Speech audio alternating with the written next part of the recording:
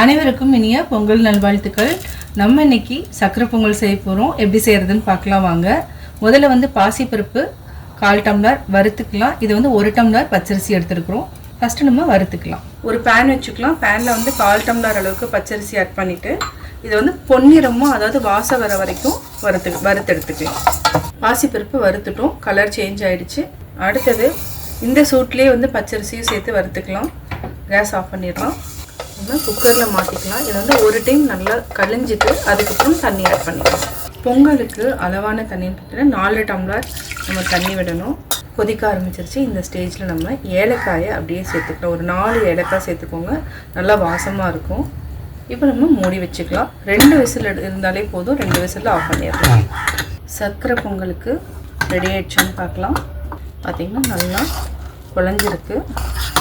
வெல்லம் போட்டு கொஞ்ச நேரம் கொதிக்க வச்சுன்னா கரெக்டான பதத்துக்கு வந்துடும். இப்போ நம்ம சர்க்கரை ஆட் பண்ணிக்கலாம். நம்ம வெள்ளை பவுட்ரு ஆட் பண்ணியாச்சு. ஒரு சிலருக்கு வந்து என்னென்னா இந்த கட்டி வெல்லம், உருண்டை வெல்லம் எடுத்துகிட்டு அதை வந்து நல்லா கொட்டிட்டு ஆட் பண்ணலாம். அது வந்து நம்ம காய்ச்சிக்கணும். நம்ம வெள்ளை பவுட்ரு ஆட் பண்ணியாச்சு. இதை நல்லா மிக்ஸ் பண்ணி விடலாம்.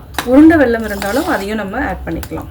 சர்க்கரை பொங்கலுக்கு எப்போவுமே என்னென்னா அந்த கலர் வந்து இந்த மாதிரி ப்ரௌனாக இருந்துச்சுன்னா ரொம்ப நல்லாயிருக்கும், பார்க்கவும் நல்லாயிருக்கும்.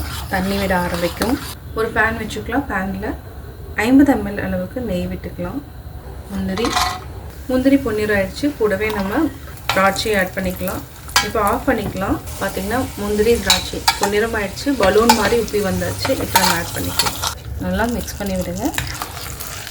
நம்ம நெய் வேணும்னா நல்லா மிக்ஸ் பண்ணிவிட்டு மேலே ஒரு 2 ஸ்பூன் அளவுக்கு ஊற்றிக்கலாம்.